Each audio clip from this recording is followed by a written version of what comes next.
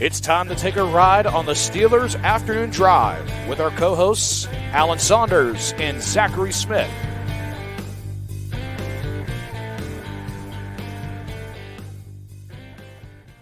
Welcome into another episode of Steelers Afternoon Drive. I'm Zachary Smith. That is Alan Saunders. As you can see, he is taking an afternoon drive.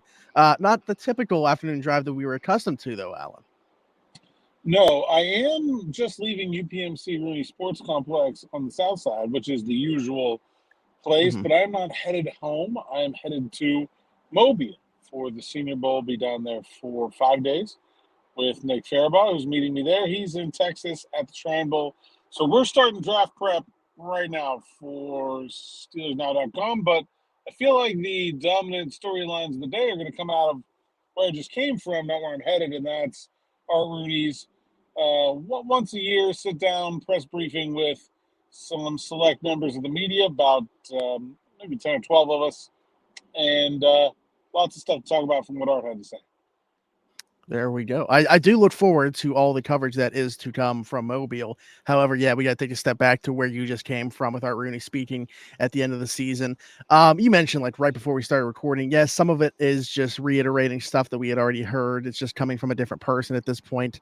But there is some new stuff to talk about here as well. First and foremost, I just feel like we got to get out there that he expressed full confidence in Kenny Pickett and his development and going forward, him being the guy. Now, in your mind, is that 100% confidence, or is that just some word salad he's got to say? It feels like the confidence of a person that's already made their decision. Maybe, I don't know if it's expressing confidence in the outcome of that decision, but I think it's kind of done, right? Like, it just seems like they've decided that they're giving Kenny Pickett another shot. And so I think that can be delivered confidently in that regard. Will it work? I think it would be kind of crazy to have a high level of confidence in that at this point, but I don't know. Yeah, that's kind of where I'm at too. I don't know how you can see the results right in front of you and have unwavering confidence in it. I get that they kind of need to have a level of confidence for sure, but just assuming that that's plan A, B, and C, I don't know that would be the process either. I don't think it's going to be, which I guess is another point to bring up too. There's going to be some competition. Mike Tomlin brought that up again, another thing that Art reiterated, and but I do think it will be framed as competition. Like, I don't think it's going to be where Kenny needs to win his job again. I think it's going to be someone to come in and push him, whether that's internally Mason Rudolph or externally someone else. Art, again, I feel like the Steelers are kind of saying all the right things when it comes to trying to re-sign Mason Rudolph. I don't know if it's going to happen, though.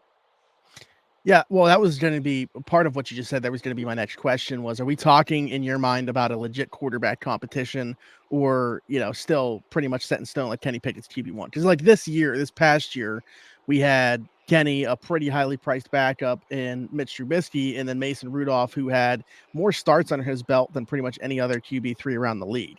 So are you, in your mind, is this going to be an actual competition, or is it kind of like the same deal as this year?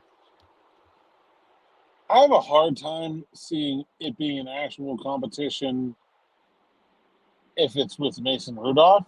I mean, I think the Steelers' leadership has already pretty strongly expressed their preference for Pickett over Rudolph in that kind of situation. I don't know how you're going to go into another battle with Pickett as the presumptive starter and come up with a different decision this time around. I don't see how that works. It's one of the reasons why, if I was Mason Rudolph, I wouldn't want anything to do with re-signing in Pittsburgh. I don't see how that happens. I think if it's a veteran, more experienced quarterback, then maybe it becomes a little bit more realistic to see Kenny Pickett could have a competition and lose the job. I guess that's a real good question, right? Is it really a competition if there's no chance of him losing the job? And do we think that exists? I don't know. I mean, they can call it a competition, but I don't know why we should believe them. Yeah, I agree. Oh, one thing that, not from like a non-football perspective, but I wanted to bring up because I know everything else that we talked about is pretty much going to tie together. But this one really won't. I didn't know that we were going to get any talk about the Acrisure Stadium itself, saying that they were interested in keeping it for another 10 to 20 years. Lease obviously expires in 2030. The bidding for the NFL draft stuff, that was all kind of tied together. But did you have any takeaways from that aspect of his availability? Nothing, that my feeling all along has been that the Steelers are going to ask for, and the money to do a pretty big renovation to Acrisure Stadium, somewhere in the $400,000 to $500,000 range, and we'll see what the county says. But I mean, nothing I heard really changed my mind at all about what I think is going to happen there. He said something interesting. He said they had 7 or 8 more years in the lease at the practice facility. So it seems like that's also – look, that practice facility is tight in terms of just square footage. They have lockers in the middle of the locker room when they're there during training camp because they don't have enough stalls for 90 guys. The indoor isn't 100 yards. The indoor they have to share with Pitt, so they're scheduling. It's just – it feels like that could be a thing that they could ask for too, or just not ask for but do. So that's the first time he's talked about that. That kind of perked my ears up a little bit. And then hosting the draft, I think it's something that we've talked about a lot, but I think it's the first time maybe our Rooney has said, yeah, we want to do that. We're doing it, and we think there's a good chance that we're going to get it. So get ready. I can barely contain my excitement for the NFL draft. Look, I love the draft. I'm all about the draft process. Watching the draft happen in person does not sound like a lot of fun to me. Like after your team picks and after the first round, like it's my job, and I don't want to watch on Sunday, or on Saturday. Yeah. Like what's the entertainment value of listening to player names that you've never heard of before get called in order? I don't know. It seems. I don't know how much of a spectator event it is, but always good to get that kind of big event in the city and get some more pub, I guess. Sure. And it sure seems like they're confident in getting it. Yeah, I'm indifferent on it being in Pittsburgh itself. I also love the NFL draft. 2 of my favorite days, especially day 1 and day 2. Again, to your point, day 3, I pretty much agree with everything you just said. But yeah, I'm indifferent on the idea of it being in Pittsburgh, though. I mean, that's whatever to me. It's just a made-for-TV event. It's just not, not like most of the players aren't there. The teams aren't there. And the only thing that's happening at the draft is someone that's not really involved in the process is speaking at a podium. And there's 20 or so of the guys there on the first night. I mean, that's really it. After that, it's really no reason to be there. But I digress. Rooney does believe in that. Also, he believes that an extension with Mike Tomlin is coming this summer. Said he still believes in Tomlin's ability to connect with the players, so on and so forth. Again, these are kind of things that we've talked about before, just hearing it reiterated from the guy up top's mouth. Yeah, I mean, nothing really unexpected there. I think we've known for a while that Mike is going to stay. Mike is going to get an extension, and it seems like that's going to happen. The one thing that I did think was new in that realm was regarding the offensive coordinator search, where Rooney pretty definitively said that this will be Mike Tomlin's decision, which I think is interesting. Also, like one of these places where, okay, sure. Like, I don't know. I don't see a lot of reason to believe that either. Why do you say, just because of knowing how the process has gone before? Well, I know how the process has gone before. Also, like if Mike Tomlin has final say over who he's hiring, what purpose does our Rooney have to be involved in the process? I mean, oversight is really the only thing that you would be looking to him for, right? I mean, he's not. He admitted, like I wouldn't know who to hire anyway. Like he's not that guy. Like it's not exactly what he said, but it's basically what he said. So sure. I don't know. I don't know how much I buy that. The Steelers are very good at messaging and like to try to stay on brand. Mike is the guy who stands up in front of the podium all the time. It is very convenient for him to be the one that makes all decisions because he's the one that always answers for them. If Mike goes up at the podium all the time and says, "I know you have to ask Art," then we got to talk to Art more than once a year, you know. And so I think they're very comfortable with presenting Mike Tomlin as the decision maker all the time. Whether that's, and look, I don't really think they also like. I don't think those two guys disagree a lot either. Like, I don't get the sense that there's much tension in their relationship. They talk constantly, so it may not even make a difference. But I definitely think that if Rooney's involved in the interview process, then there's some say that he's getting it is not Mike Tomlin's. And what about, was Omar Khan's role at all, if there is one mentioned within that?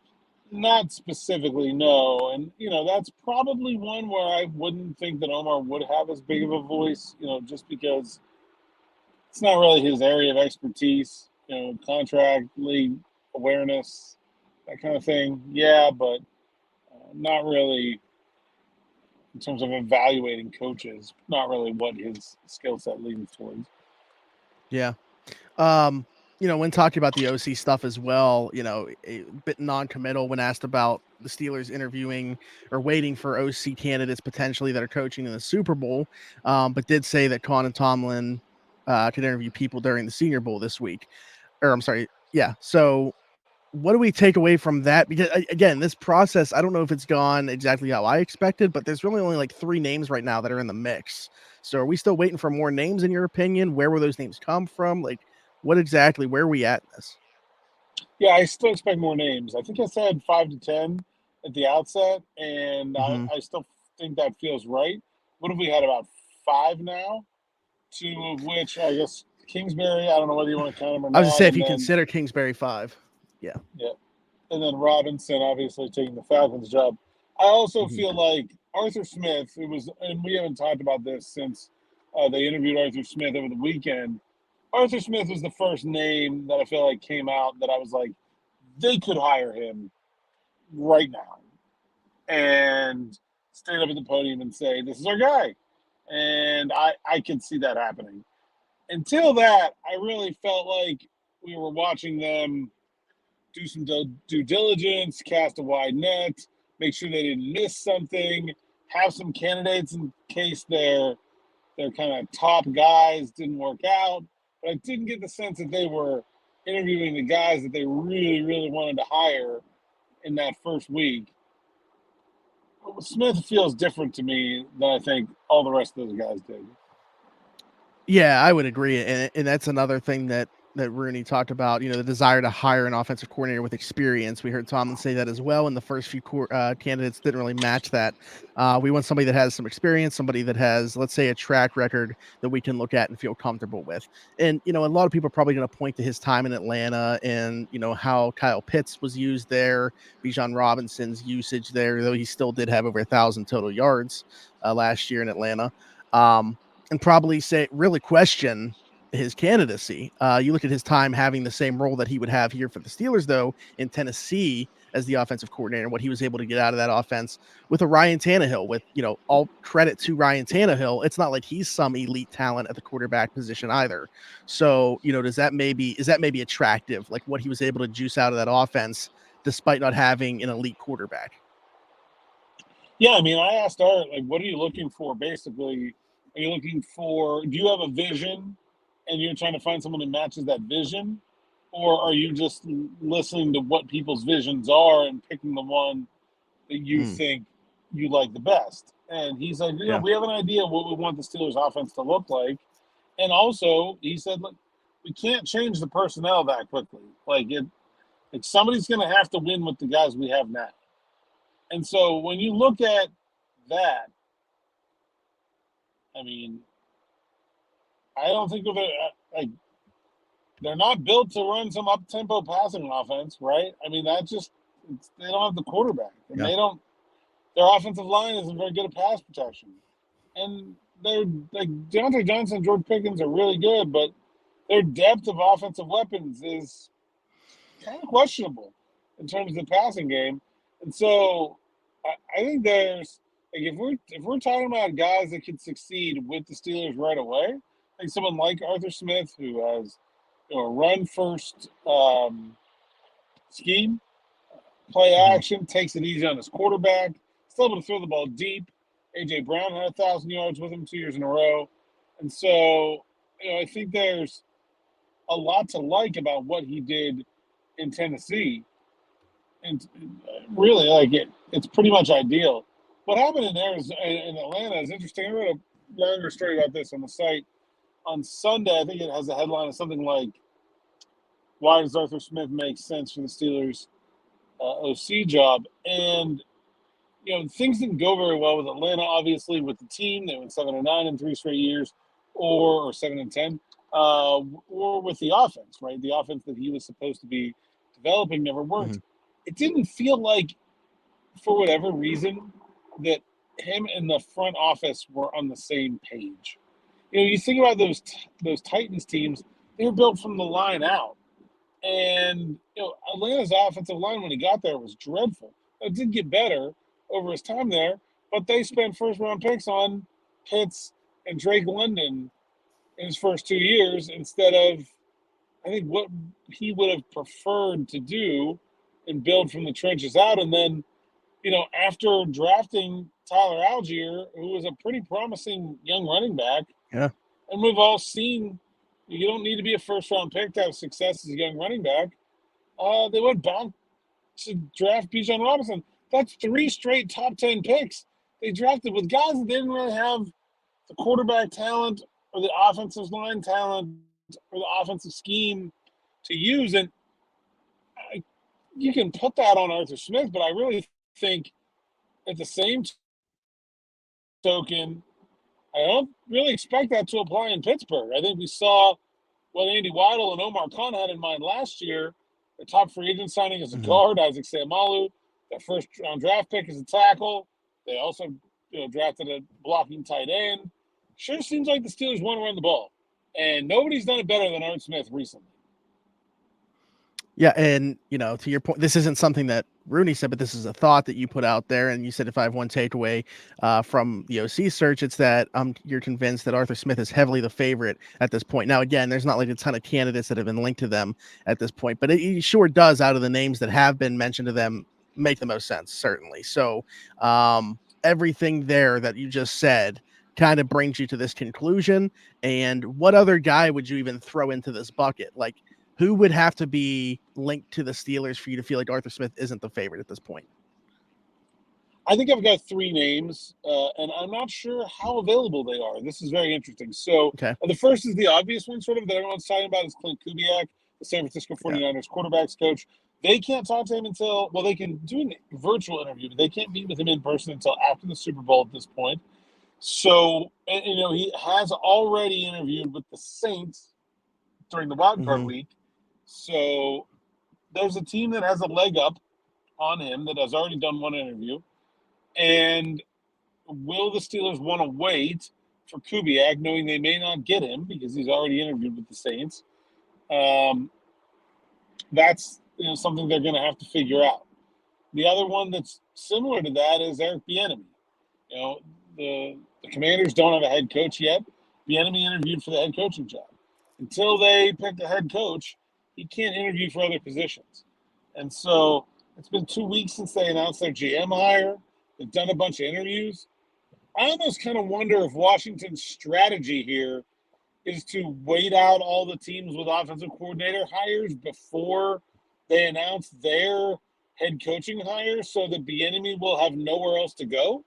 Like that. I don't know. Yeah. That's pure speculation, but it feels reasonable. So Bieniemy, wow, nice.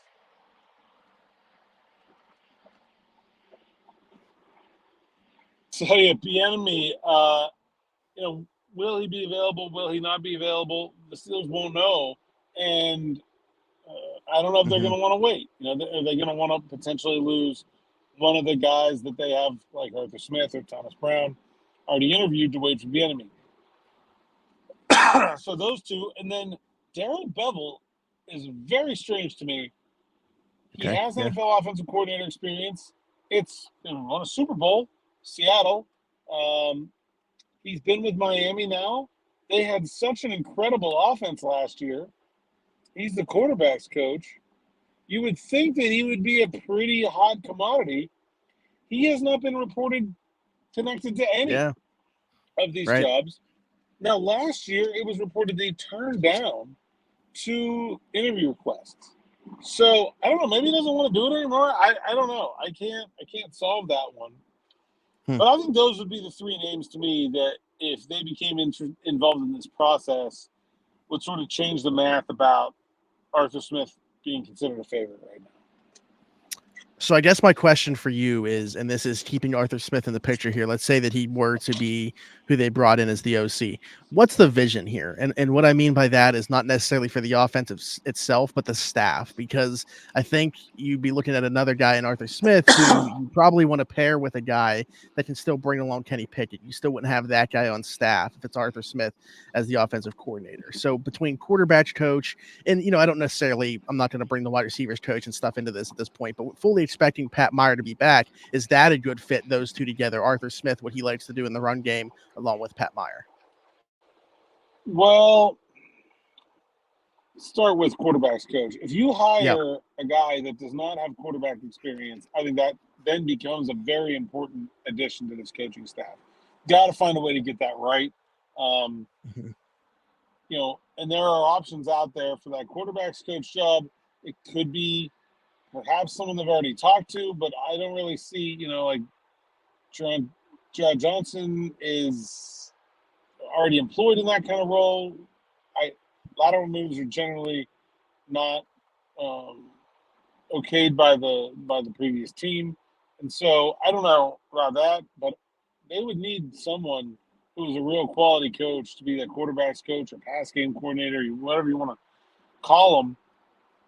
I think the interesting thing about Arthur Smith is the idea that he could bring in Mike Munchak with him.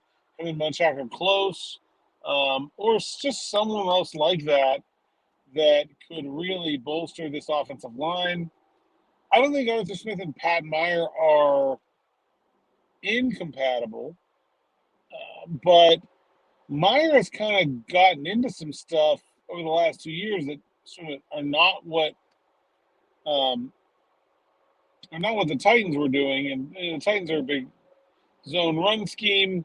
I feel like the Steelers had more success with gap power. And so that's not, like, to me, a big deal, but it's something, that would be a hurdle to bringing him in. And I think Pat Meyer can coach it either way. I don't think that's a problem.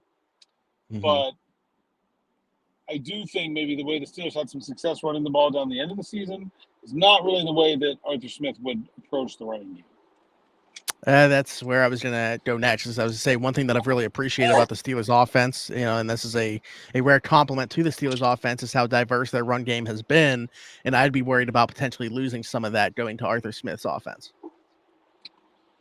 You do, but you also gain some other things that the Steelers don't really do, right? I mean, Arthur Smith runs a lot of play action and deep shot play action.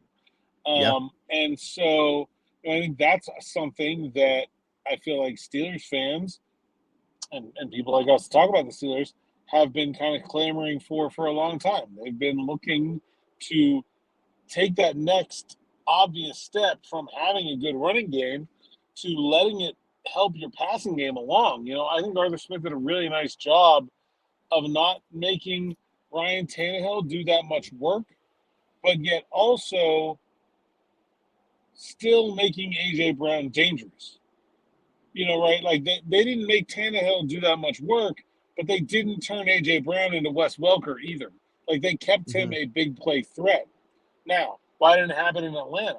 Well, didn't even have Ryan Tannehill level quarterback play, for one, right? I mean, Mariota, not great. And then they go to Ritter, and then they go to Heineke, then they go back to Ritter, and it was all worse.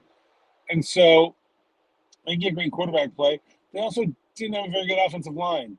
And so I don't think that, even though the Falcons ran the ball a lot, if you remember the prep for that 2022 game, I mean, we talked a lot about when they're running the ball with Algier and Cordell Patterson, and people were talking about them running the ball, but I don't know that they had the line that made people commit extra players to the run in order to stop it.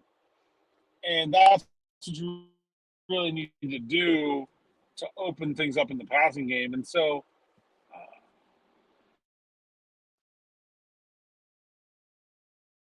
I think it's not a slam dunk, right?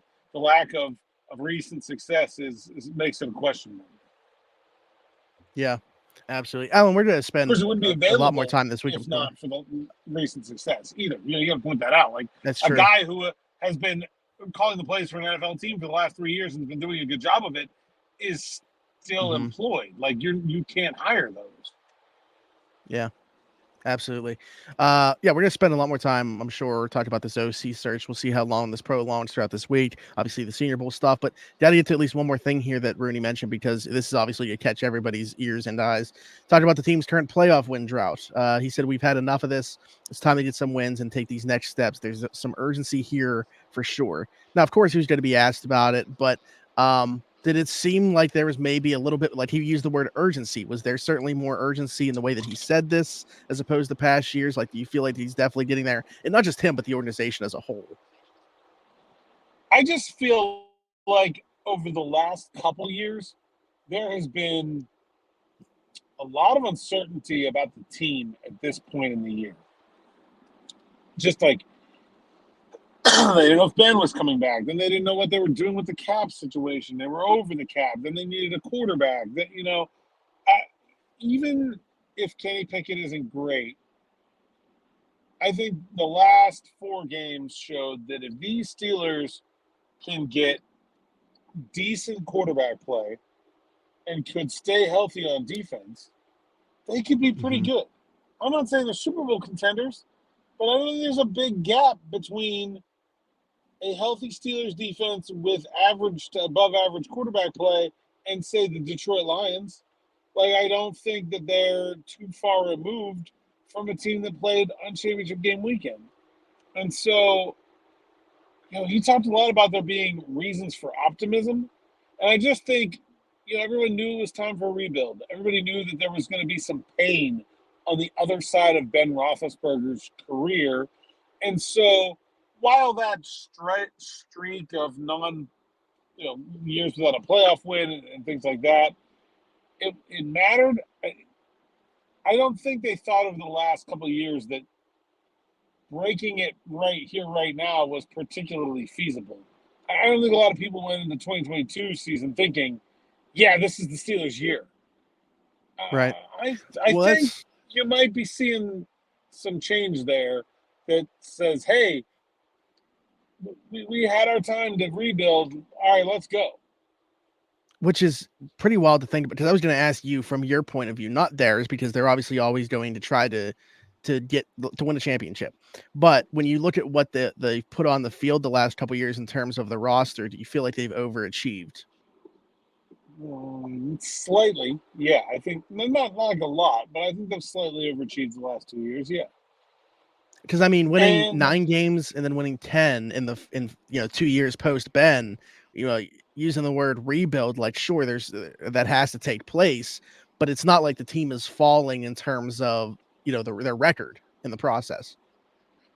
No, not at all. And man, like if they could just figure out quarterback, I really think they could be really good. I mean, I don't think there's anything stopping them from being really good. There's a lot of negativity in the fan base right now. I understand it. Art said, look at our rookie class. Look at how good they were and how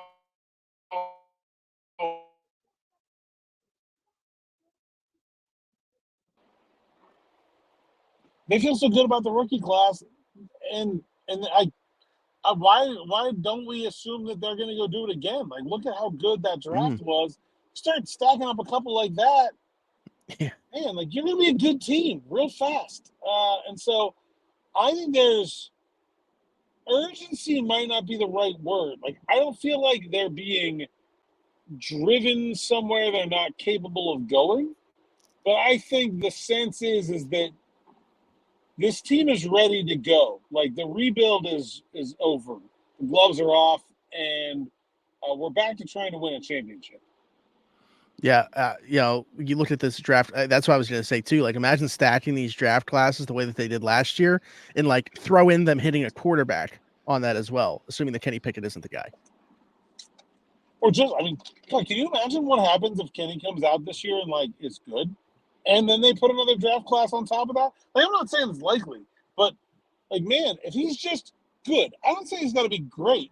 He's just got to be Jared Goff, and they're right there with the Ravens and with the Bills and the Bengals and the Chiefs at the top of the AFC and the Dolphins. Like, they have the ability to be a really good team in the near future, not in the distant future.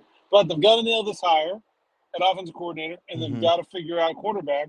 And no matter how much effort you put into it in one offseason, those are difficult jobs. Like, it's not easy to get those things right.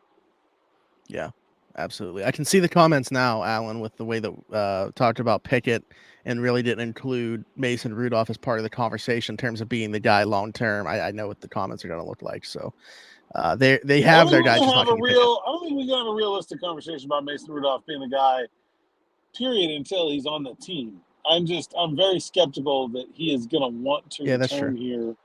And I don't think there's a lot of point in discussing it until we get some kind of sign that even though the Steelers are saying the right things, that I'm just, man, if I were him, I'd be gone. And I think the Steelers probably, even though they're saying the right things, would not be too sad about having a less messy quarterback situation than what it would be like if Pickett was starting and struggled and Rudolph was the backup. Like that, they don't want that. And, give him Jacoby Brissett or Ryan Tannehill, and I think they're just as, if not more, happy. Yeah. Actions speak louder than words. We'll see how this process plays out. Other than in Mobile, Alabama, Alan, tell the people where they can find you. Interstate 79 right now. There we go. I'll be in Mobile all week. Go there. It's a great town. They invented Mardi Gras. Don't let New Orleans gaslight you. And it's a great time. I love it there. And I'm sad I'm not going to be there, to be honest, right now. I know. It's kind of hitting me right now. It'll be real sad tomorrow when I'm out there in the stands at Hancock Whitney Stadium for this podcast in 70 degrees and sunshine. Yeah. It's going to be awful to do that to you. I'm really quite sorry. Not that I'm underscore PGH on X. Follow the updates from Mobile. Yeah, we got a little bit off track there that I forgot. Didn't even say your handle. I'm Zachary Smith, PGH. I will not be in Mobile, Alabama. I will be right here in my basement for this podcast this week, just like I am as always. I will also not be at Veets in Mobile, which I'm very sad about that aspect of it too. If you know, in terms of that. Like, subscribe, hit that notification bell here. Hit us in the comments with any questions that you might have. Leave us a 5-star review if you're listening, Apple, Spotify, wherever you get your podcasts from. We'll be back tomorrow, but until then, for Alan Saunders and myself, thanks for jumping in and taking another ride with us on the Steelers Afternoon Drive.